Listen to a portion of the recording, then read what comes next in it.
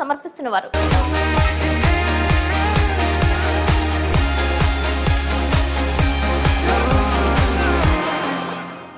నమస్కారం, city news కి స్వాగతం. ముందుగా ముఖ్యాంశాలు.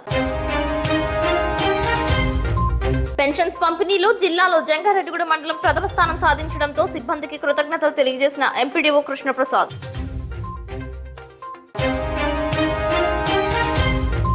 ప్రభుత్వ ఖజానాకు ఆదాయం వచ్చే అంశాలపై దృష్టి పెట్టిన జంగారెడ్డిగూడెం మున్సిపల్ కమిషనర్ నరేంద్ర కుమార్ ఇంటి కుళాయి పన్నుల చెల్లింపు తదితర అంశాలపై ఆదేశాలు. అభివృద్ధి విషయంలో అన్ని పార్టీలతో కలిసి ముందుకు వెళ్తా, వైఎస్ఆర్సీపీని వీడేది లేదని స్పష్టం చేసిన జెడ్పీటీసీ పోల్నాటి బాబ్జీ.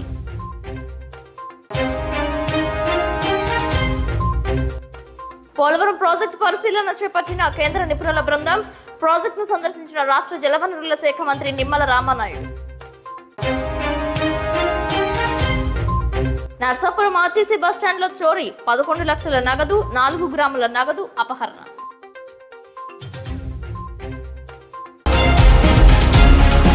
పెనపాకలో ముఖ్యమంత్రి నారా చంద్రబాబు నాయుడు పర్యటించారు. ఎన్టీఆర్ సామాజిక భరోసా పెన్షన్స్ పంపిణీ చేశారు. ఐటీ శాఖ మంత్రి నారా లోకేష్ పెన్షన్స్ పంపిణీ కార్యక్రమంలో పాల్గొన్నారు. పెన్షన్స్ యొక్క ప్రాముఖ్యత, ఆవశ్యకత గురించి ఆయన వివరించారు. ఒకే రోజులో ఇంటింటికి పెన్షన్స్ పంపిణీ చేస్తున్న అధికార యంత్రాంగం సేవలను ఆయన కొనియాడారు.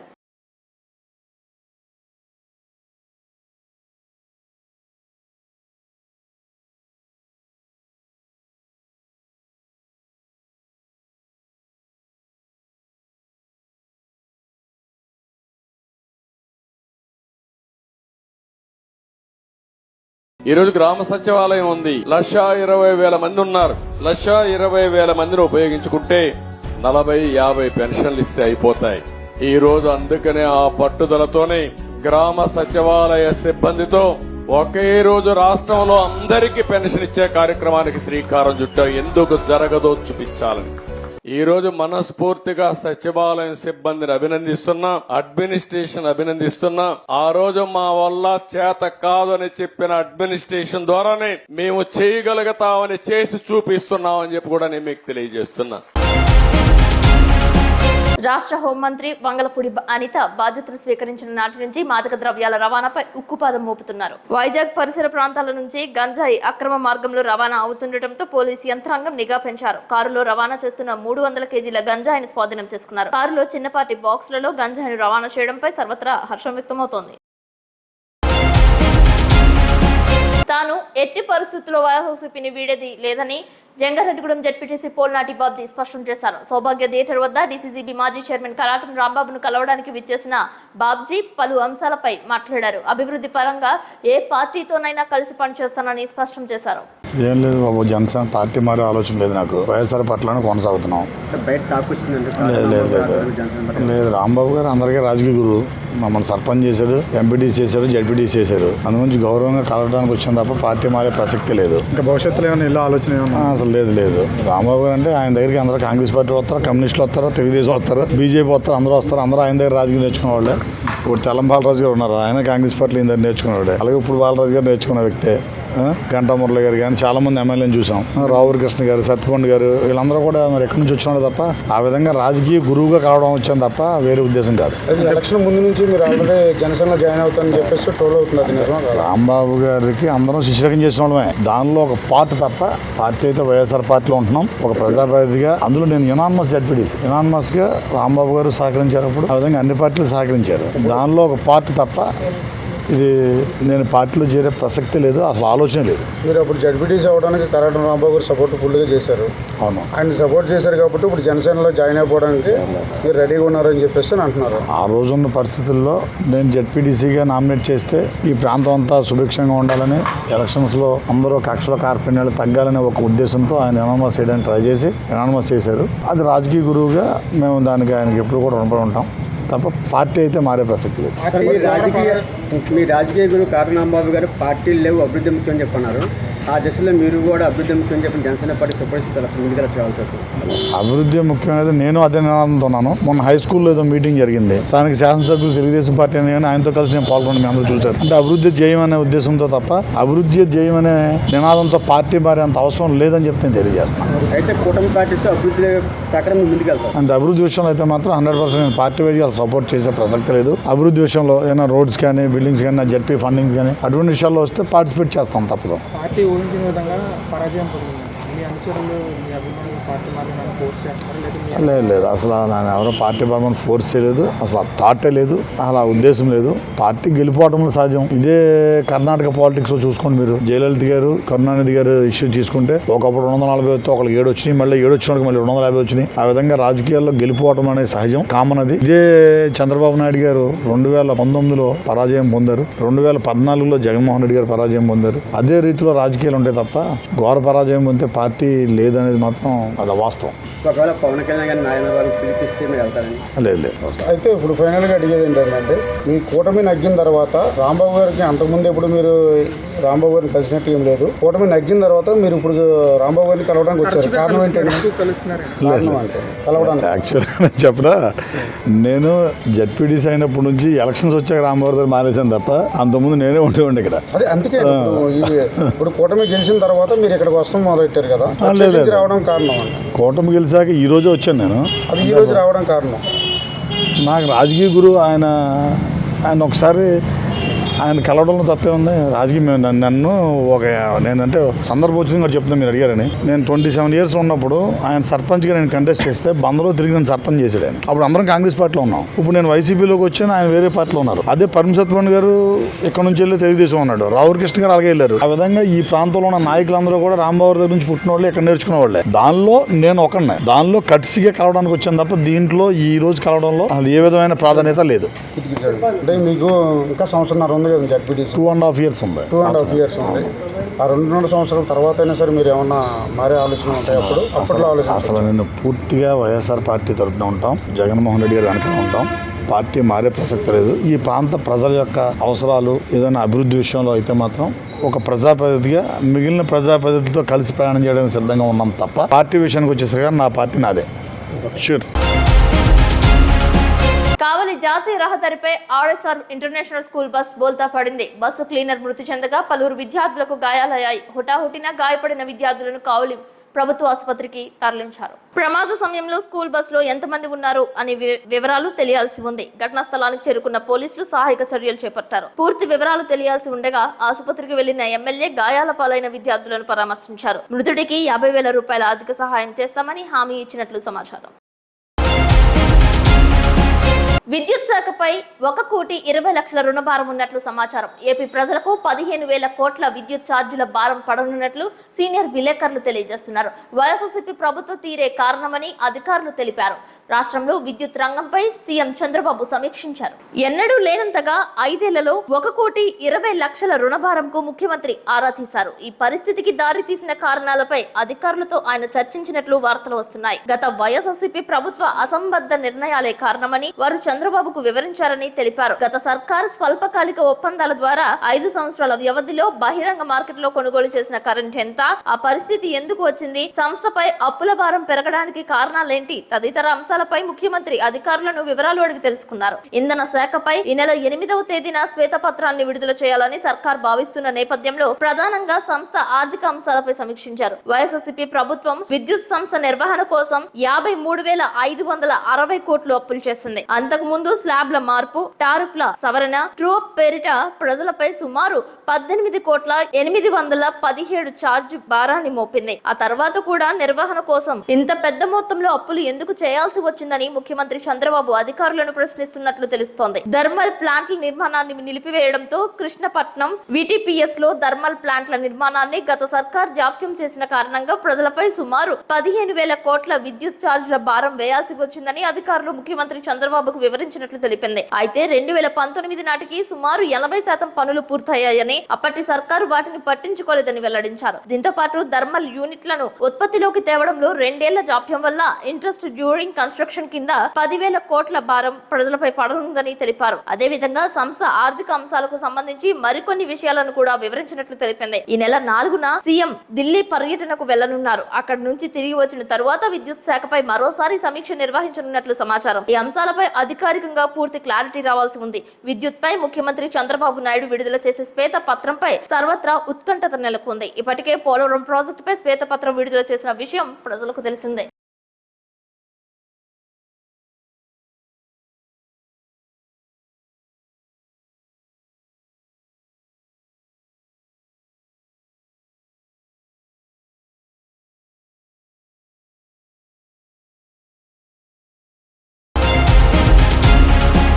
బొట్టాయిగూడెం మండల కేంద్రంలో ఎస్సీ గర్ల్స్ హాస్టల్ను పునరుద్ధరించాలని కోరుతూ పోలవరం ఎమ్మెల్యే చిర్రి బాలరాజుకు కేవీపీఎస్ జిల్లా కార్యదర్శి అందుగుల ఫ్రాన్సిస్ వినతి పత్రం అందజేశారు. దీనిపై బాలరాజు సానుకూలంగా స్పందించారు. ఈ విషయాన్ని జిల్లా కలెక్టర్ దృష్టికి తీసుకువెళ్తానని హామీ ఇచ్చారు. ఈ సందర్భంగా ఆయన మాట్లాడారు.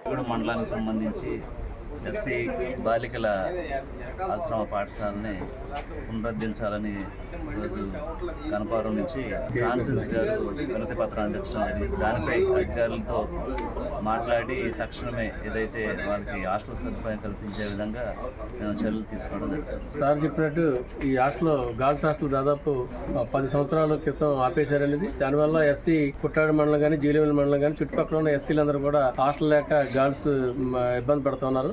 అంచేత సార్ వెంటనే స్పందించి కలెక్టర్ గారితో అధికారులతో మాట్లాడి ఆ హాస్టల్ని పునరుద్ధరించాలని తెలియజేస్తూ అసంఘటిత రంగంలో కార్మికుల కోసం ఏర్పాటు చేసిన బోర్డులను వెంటనే తెరిపించాలని, భవన నిర్మాణ హమాలీ కార్మికుల సంక్షేమ బోర్డును పరిరక్షించాలని, పెండింగ్ లో ఉన్న క్లెయిమ్స్ ను విడుదల చేయాలని భారత కార్మిక సంఘాల సమాఖ్య ఐఎఫ్టియు జిల్లా అధ్యక్ష కార్యదర్శులు కేవీ రమణ డిమాండ్ చేశారు. ఆదివారం ఏలూరు నగరంలో ఐఎఫ్టియు జిల్లా కార్యాలయంలో సంఘం జిల్లా కార్యవర్గ సమావేశం జిల్లా అధ్యక్షులు కేవీ రమణ అధ్యక్షతన జరిగింది. ఈ సమావేశంలో అధ్యక్ష కార్యదర్శులు కేవీ రమణ, బి వెంకట్రావులు మాట్లాడారు.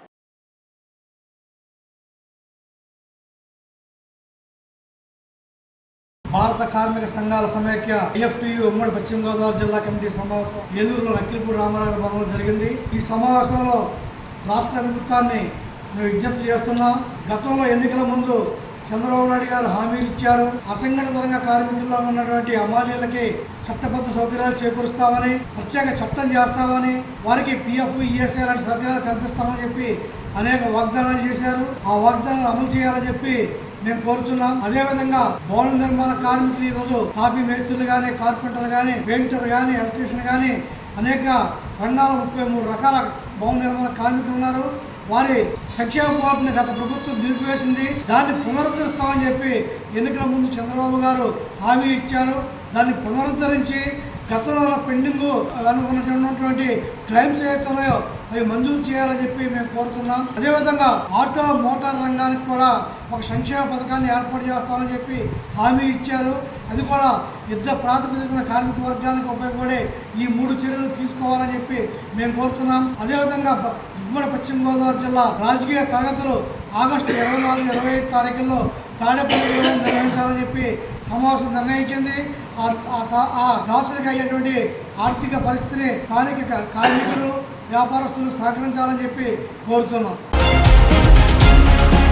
జంగారెడ్డిగూడెం మండలం గురవాయిగూడెం గ్రామం నందు తెల్ల మద్ది చెట్టు కింద స్వయంలో వెలిసిన మద్ది ఆంజనేయ స్వామి వారి ఆలయంలో తెల్లవారుజామున ఆలయ అర్చకులు స్వామివారికి ప్రభాత సేవ, నిత్యార్చన పూజలు నిర్వహించారు. అనంతరం స్వామివారు ప్రత్యేక అలంకరణలో భక్తులకు దర్శనమిచ్చారు. భక్తులు స్వామివారికి ప్రీతికరమైన తమలపాకులతో అష్టోత్తర పూజలు చేశారు. భక్తులు స్వామివారి ఆలయం చుట్టూ 108 ప్రదక్షిణలు చేసి మొక్కులు చెల్లించుకున్నారు. ఆలయ అర్చకులచే అన్నప్రాసనలు, వాహన పూజలు జరిపించుకున్నారు. దెందులూరు మండలం మేదినరావుపాలెంకు చెందిన రామభక్త హనుమ సాయి భజన సమాజం వారిచే హనుమాన్ చాలీసా పారాయణం నిర్వహించారు. ఈ కార్యక్రమంలో పలువురు భక్తులు పాల్గొన్నారు. మధ్యాహ్నం వరకు దేవస్థానానికి వివిధ సేవల రూపేణా 1,88,242 రూపాయల ఆదాయం సమకూరినట్లు ఆలయ ఈవో ఆకుల కొండలరావు తెలిపారు. సుమారు 1,500 మంది భక్తులకు స్వామివారి నిత్యాన్నదాన సత్రం నందు అన్నప్రసాద వితరణ జరిగింది. స్వామివారి దర్శనానికి విచ్చేసిన భక్తులకు ఎటువంటి అసౌకర్యం కలగకుండా పర్యవేక్షకులు జవాది కృష్ణ, కొరగంటి రంగారావు పర్యవేక్షణలో తగిన ఏర్పాట్లు చేసినట్లు తెలియజేశారు.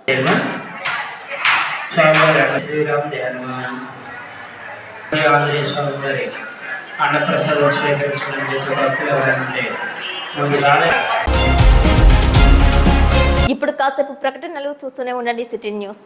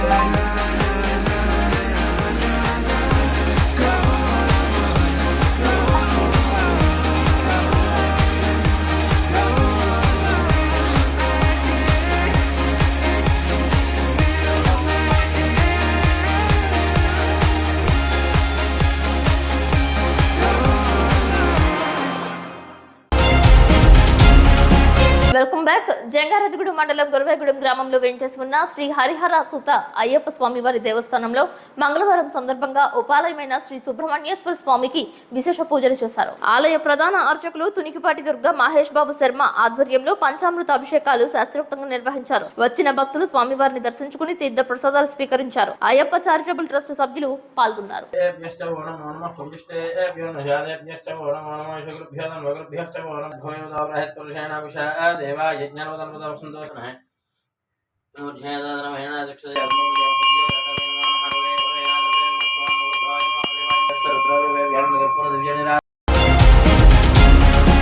జంగారెడ్డిగూడెం పట్టణం అస్పరోపేట్ రోడ్ రాజుల కాలనీలో వెంచేసి ఉన్న శ్రీ వల్లి దేవసేన సమేత సుందర బాలసుబ్రహ్మణ్యేశ్వర స్వామి ఆలయంలో మంగళవారం దాతల సహకారంతో అన్నప్రసాద వితరణ జరిగింది. తూర్పుగోదావరి జిల్లా రామచంద్రపురం గ్రామానికి చెందిన గూడూరి వెంకట కనక సుబ్రహ్మణ్యరాజు, దుర్గా ప్రవీణ దంపతులు వీరి కుమారులు నిహాల్ వర్మ, భార్గవ కార్తికేయుల వర్మల ద్రవ్య సహకరణతో అన్నప్రసాద వితరణ చేసినట్లు కమిటీ అధ్యక్షులు గండికోట బాబీ తెలిపారు. పేకల జయలక్ష్మి కుటుంబ సభ్యులు స్వీట్స్ పంపిణీ చేశారు. వస్తు రూపేణ, ధన రూపేణ అనేక మంది దాతలు ప్రతి మంగళవారం సహకరిస్తున్నట్లు తెలిపారు. సుమారుగా 19 నెలల కాలంగా ఇప్పటికే కొన్ని వేల మంది భక్తులకు అన్నప్రసాద వితరణ చేసినట్లు తెలిపారు. మహిళలకు, మగవారికి వేరువేరుగా కౌంటర్స్ ఏర్పాటు చేసి ఎటువంటి ఇబ్బందులు పడకుండా అన్నప్రసాదాన్ని అందజేస్తారు. కూరగాయలు, పాల వ్యాపారస్తులు ప్రతి వారం ఉచితంగా కూరగాయలు ఇస్తున్నట్లు తెలిపారు. కంచర్ల జితేంద్ర దంపతులు ప్రతి మంగళవారం చల్లని మంచినీటి క్యాన్లు పంపుతున్నారని, దాతలందరికీ స్వామివారి ఆశీస్సులు కలగాలని స్వామివారిని ప్రార్థిస్తున్నట్లు తెలిపారు. జై షణ్ముఖాయ నమః. అన్నం పరబ్రహ్మ స్వరూపం దయచేసి తినే పదార్థాలు ఎవరు కూడా వృధా చేయవద్దు.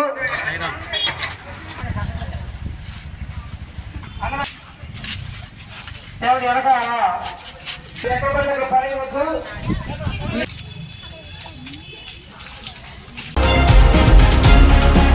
జంగారెడ్డిగూడెం మండలం చక్రదేవరపల్లి గ్రామానికి చెందిన చిగురుపల్లి పుష్ప కిడ్నీ వ్యాధితో బాధపడుతూ విజయవాడ ప్రభుత్వ హాస్పిటల్లో చికిత్స పొందుతోంది. దీంతో ఎన్టీఆర్ భరోసా సామాజిక పింఛన్ను ఆసుపత్రికి వెళ్లి అందజేశారు. గ్రామ పంచాయతీ సర్పంచ్ సాయిల సత్యనారాయణ, ఎంపీటీసీ సాయిల రాంబాబుల సూచన మేరకు సచివాలయ సోషల్ వెల్ఫేర్ అసిస్టెంట్ అరిగెల సూర్య విజయవాడ ప్రభుత్వ ఆసుపత్రికి వెళ్లి 7,000 రూపాయల పింఛన్ను అందజేశారు. ఈ సందర్భంగా వారి కుటుంబ సభ్యులు, బంధువులు మాట్లాడుతూ హాస్పిటల్లో చికిత్స పొందుతున్న పుష్పకు పింఛన్ ఇవ్వడంపై కృతజ్ఞతలు తెలిపారు. విజయవాడ హాస్పిటల్లో ఆవిడకి డయాలసిస్ జరుగుతుందండి. సెక్రటరీ గారికి, ఎల్ప్రెసిడెంట్ గారికి ధన్యవాదాలండి, సర్పంచ్ గారికి ధన్యవాదాలండి. మాకు ఎల్ప్రెసిడెంట్ గారు వచ్చి పెన్షన్ ఇచ్చారండి. పోలవరం ప్రాజెక్టును గత 4 రోజుల నుంచి అంతర్జాతీయ నిపుణులు పరిశీలన చేశారు. మంగళవారం పలు ప్రాంతాలలో విస్తృతంగా పర్యటించారు. ఇంజనీరింగ్ అధికారుల నుంచి వివరాలు సేకరించారు. డయాఫ్రమ్ వాల్ పై స్పష్టతకు రావాల్సి ఉంది. ఇప్పటికే ఎగువ, దిగువ కాపర్ డ్యామ్ కాంప్రహెన్షన్ పనులను, దెబ్బతిన్న diaphragm wall, guide bond, ECRF dam ప్రాంతాలను పరిశీలించారు. పోలవరం ప్రాజెక్ట్ మ్యాప్ పాయింట్ ను క్షుణ్ణంగా పరిశీలించారు. డయాఫ్రమ్ వాల్ ను మళ్లీ పూర్తి స్థాయిలో నిర్మించాలా లేక దెబ్బతిన్న ప్రాంతంలో పనులు చేస్తే సరిపోతుందా అనే దానిపై అధికారికంగా తెలియాల్సి ఉంది. బృందంతో పాటు ప్రాజెక్టు సిఈ నరసింహమూర్తి, ఈ మల్లికార్జునరావు, గౌరవ సలహాదారు M Venkateswara Rao, CWC deputy director Ashwini Kumar, engineering chief C Narayana Reddy పాల్గొన్నారు. మంగళవారం ప్రాజెక్టులో పలు విభాగాలపై విస్తృతంగా అధికారుల నుంచి సమాచారాన్ని రాబట్టుకున్నారు.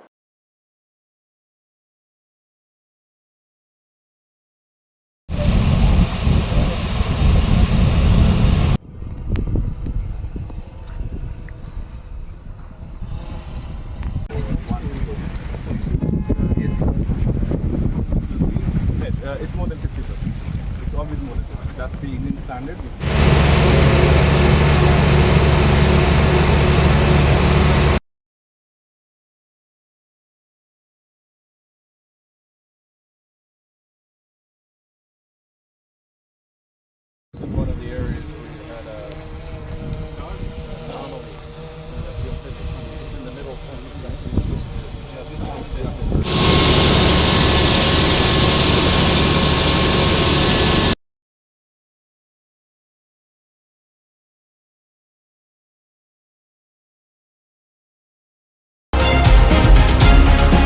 ప్రజలకు మేలైన వైద్య సౌకర్యాలు అందించాలని చింతలపూడి శాసనసభ్యులు సొంగ రోషన్ కుమార్ అన్నారు. పట్టణంలో స్థానిక ఫైర్ స్టేషన్ సెంటర్ లో నూతనంగా ఏర్పాటు చేసిన లింగ మహిళా చిన్నపిల్లల ఆసుపత్రిని రోషన్ కుమార్ ప్రారంభించారు. ఈ సందర్భంగా ఆయన మాట్లాడుతూ మేనేజ్మెంట్, డాక్టర్లను, సిబ్బందిని అభినందించారు. ఈ కార్యక్రమంలో ZPTC Neeraja, MPP doctor Rambabu, Telugu Desam party నాయకులు వెంకటేశ్వరరావు, బోడా నాగభూషణం, రామారావు, కొత్తపూడి శేషగిరిరావు, బీజేపీ నాయకులు నారాయణరావులతో పాటు ఉపేంద్ర, శ్రీనివాసరావు, పలువురు మండల, పట్టణ ప్రముఖులు పాల్గొన్నారు.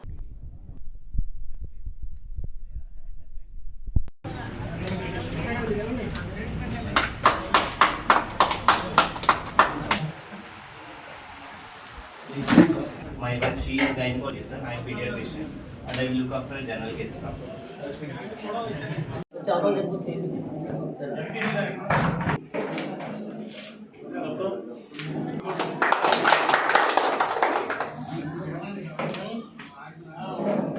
Vinca Hospital management, staff, all others, congratulations and do your best to serve the people. Thank you.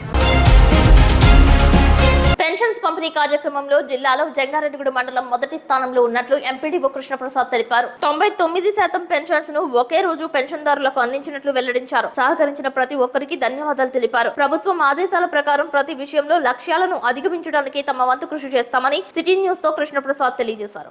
నిన్న జరిగిన పెన్షన్స్ డిస్ట్రిబ్యూషన్ లో మనం 99% డిస్ట్రిబ్యూషన్ చేయడం జరిగింది. గౌరవ శాసనసభ్యులు సొంగ రోషన్ కుమార్ గారు మన చింతలపూడి కాన్స్టిట్యున్సీలో మనం జిల్లాలోనే ప్రథమ స్థానాన్ని మనం డిస్ట్రిబ్యూషన్ చేసాం. మా చింతలపూడి కాన్స్టిట్యున్సీలో ఉన్న అన్ని మండలాలు కూడా 98 నుంచి 99% వరకు చేసి జిల్లాలో నెంబర్ 1 స్థానంలో ఉన్నాం మనం అందరూ కూడా. అలాగే ప్రజలు కూడా అందరూ కూడా ఇంటి దగ్గర ఉండి మాకు సహకరించినందుకు వారందరూ కూడా నమస్కారాలు తెలియపరుచుకుంటున్నాను. ఇక ముందు కూడా మాకు ఈ రకంగా ప్రతి టాస్క్ లో కూడా అందరూ సహకరించాలని కోరుకుంటున్నాము. అలాగే ఈ టాస్క్ లో పాల్పంచుకున్నటువంటి ప్రతి ఉద్యోగికి కూడా నా యొక్క అభినందనలు తెలియపరుచుకుంటున్నాను. సచివాలయ ఎంప్లాయీస్ అయితేనేమి, పంచాయతీ సెక్రటరీలు అయితేనేమి అందరికీ కూడా నా యొక్క అభినందనలు. ఇక జరగబోయే టాస్క్స్ లో కూడా అంటే గౌరవ కలెక్టర్ గారు కానీ మన శాసనసభ్యులు గారు కానీ ఏదైనా మనకి అప్పచెప్పినప్పుడు వాటిని నెంబర్ 1 స్థానంలో ఈ రకంగానే పూర్తి చేసి మన మండలాన్ని అన్ని రంగాల్లోనూ కూడా అభివృద్ధి పదంలో నడిపిస్తారని మిమ్మల్ని అందరినీ కూడా కోరుతున్నాను. Thank you. జంగారెడ్డిగూడ మున్సిపాలిటీకి రెవెన్యూ సమకూరే విషయంపై అధికార యంత్రాంగం దృష్టి కేంద్రీకరించింది. ఇప్పటికే మున్సిపల్ కమిషనర్ నరేంద్ర కుమార్ తనదైన శైలిలో చర్యలు చేపట్టారు. ప్రభుత్వానికి ఆదాయం సమకూరేలా పరిపాలనలో మార్పులు చేపట్టారు. క్షేత్రస్థాయి సిబ్బందిని సైతం ఎప్పటికప్పుడు సమన్వయంతో పనిచేసేలా చేస్తున్నారు. ఇప్పటికే కుళాయి పనులు, బిల్డింగ్ అప్రూవల్స్, ఇంటి ట్యాక్స్లు, దుకాణాల లైసెన్స్, జనన, కుల ధృవీకరణ పత్రాలు నమోదు వంటి అంశాలపై సమీక్షలు చేపట్టారు. ఆయా విభాగాల అధిపతులతో పాటు సచివాలయ సిబ్బందికి ఆదేశాలు జారీ చేస్తూ పరిశుభ్రతపై పెద్ద స్థాయిలో దృష్టి పెడుతున్నారు. ప్రభుత్వ సేవలను ప్రజలు సద్వినియోగం చేసుకోవాలన్నారు. ఇంటి నెంబర్స్ ఇప్పటి వరకు పన్నులు వేయలేని భవనాలకు పన్నులు వేసే విధంగా ప్రణాళికాయుతంగా ముందుకు వెళ్తున్నారు.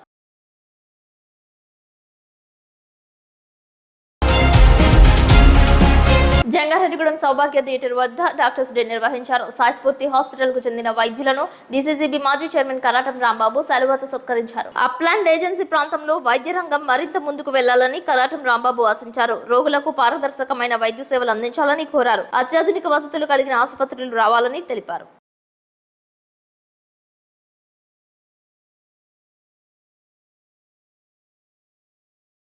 జంగారెడ్డి చాలా అభివృద్ధి చెందుతుంది. అలాగే ఎక్కువ హాస్పిటల్స్ వస్తున్నాయి. ఎక్కువ మంది స్పెషలిస్టులు కూడా మన జంగారెడ్డిలో ఉన్నారు. వాళ్ళు డాక్టర్స్ ఉంటాయి కాబట్టి వాళ్ళు ఇంకా మంచి సేవలు అందించాలి.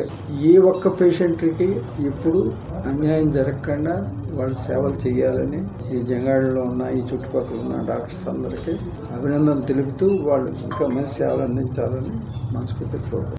ఈరోజు డాక్టర్ డే సందర్భంగా పెద్దలు గౌరవనీయులు రాంబాబు గారిని కలిసి ఒకసారి వారి యొక్క ఆశీస్సును తీసుకోవాలని ఈరోజు ఇలా రావడం జరిగింది. వారు మాకు అన్ని రకాలుగాను సజెషన్స్ ఇచ్చారు, సూచనలు ఇచ్చారు. వారి ఆశీస్సులు తీసుకున్నందుకు చాలా ఆనందంగా ఉంది.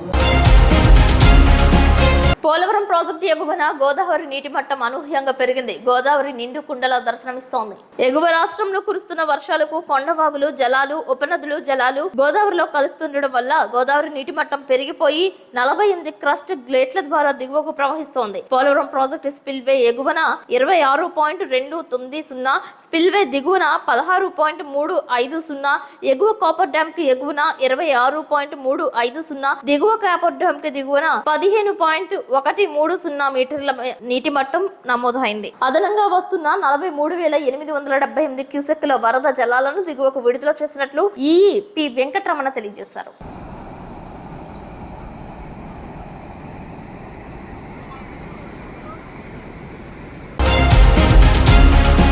పోలవరం ప్రాజెక్టు పరిశీలనకు రాష్ట్ర భారీ జలవనరుల శాఖ మంత్రి నిమ్మల రామానాయుడు విచ్చేశారు. గత 3 రోజులుగా విదేశీ నిపుణుల బృందం పోలవరం ప్రాజెక్టు పరిశీలన కార్యక్రమాలు నిర్వహించిన నేపథ్యంలో ఇరిగేషన్ మినిస్టర్ పోలవరం ప్రాజెక్టుకు సందర్శనకు రావడం విశేషతను సంతరించుకుంది. విదేశీ నిపుణుల బృందంతోనూ ఇంజనీరింగ్ అధికారులతోనూ పోలవరం ప్రాజెక్టు వద్ద ఆయన సమావేశమయ్యారు.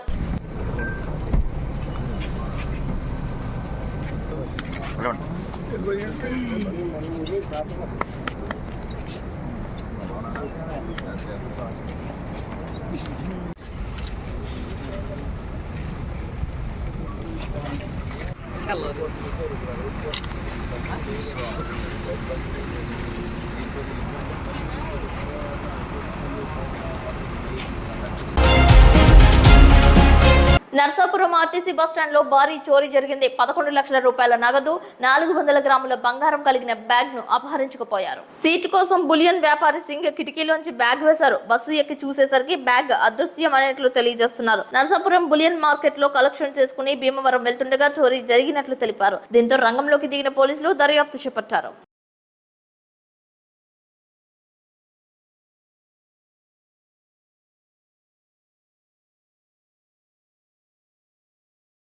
बस में चढ़ा नहीं, बस को पूछा ड्राइवर को बस किधर जाता करके, तो बोला भीमवरम जाता क्या, बोले हाँ वो जाता। तो उधर रखा बैग सीट पे, खाली सीट है, बहुत भीड़ है, लेडीज है, स्टूडेंट है, भीड़ बहुत ज़्यादा है। तो मैं उधर रखा बैग, अंदर रख के भाग के मैं आया, तब तक बैग गायब हो गया। उधर के पीछे इधर आया तो कौन भी है नहीं, बस से उतरा, लेकिन जाकर पूछा CCTV वाले को क्या है क्या करके, बोले नहीं कि मैं मेरे सेट को बस उतना हुआ। ड्राइवर को कुछ बोलना चाहिए ना, ड्राइवर को तो कंडक्टर को बोल के। मैं घबरा गया जी, बैग देखा नहीं, एकदम मुझे मालूम अंदर रिस्क है, तो वो एकदम से हो गया। రాజమండ్రి కాకినాడలో చికిత్స పొందుతున్న జంగారెడ్డిగూడెంకు చెందిన 2 వ్యాధిగ్రస్తులకు పెన్షన్స్ నగదును మంగళవారం అందజేశారు. చింతలపూడి ఎమ్మెల్యే సొంగ రోషన్ కుమార్ ఆదేశాల మేరకు జంగారెడ్డిగూడెం పట్టణ అధ్యక్షులు రావురి కృష్ణ ప్రత్యేక శ్రద్ధ తీసుకుని తన సొంత కారు ఏర్పాటు చేయడంతో రాజమండ్రి కిమ్స్ ఆసుపత్రిలో ఉన్న అగస్తి కమలకుమారికి 21వ ward welfare secretary Garikipati Ravi ద్వారా, కాకినాడలో సేఫ్ ఆసుపత్రి నందు చికిత్స పొందుతున్న Kancharla సుబ్బలక్ష్మికి 9వ ward welfare secretary రాయలవరపు Yugeshwar ద్వారా పెన్షన్లు అందజేశారు. ఈ పెన్షన్దారులు ఎమ్మెల్యే సొంగ రోషన్ కుమార్ కు, రావురి కృష్ణలకు ప్రత్యేక కృతజ్ఞతలు తెలిపారు. ఈ కార్యక్రమంలో టీడీపీ నాయకులు గొల్లపూడి రమేష్ పాల్గొన్నారు.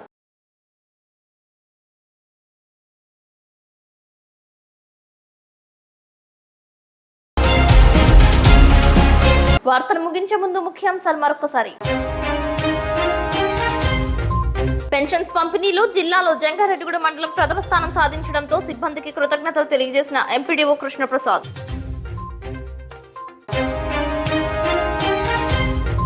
ప్రభుత్వ ఖజానాకు ఆదాయం వచ్చే అంశాలపై దృష్టి పెట్టిన జంగారెడ్డిగూడెం మున్సిపల్ కమిషనర్ నరేంద్ర కుమార్, ఇంటి కుళాయి పన్నుల చెల్లింపు తదితర అంశాలపై ఆదేశాలు.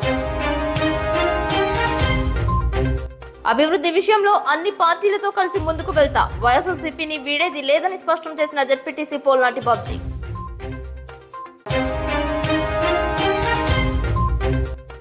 పోలవరం ప్రాజెక్టు పరిశీలన చేపట్టిన కేంద్ర నిపుణుల బృందం, ప్రాజెక్టును సందర్శించిన రాష్ట్ర జలవనరుల శాఖ మంత్రి నిమ్మల రామానాయుడు. నర్సాపురం ఆర్టీసీ బస్టాండ్ లో చోరీ, 11 లక్షల నగదు, 4 గ్రాముల నగదు అపహరణ. ఈ వార్తలు ఇంతటితో సమాప్తం. నమస్కారం.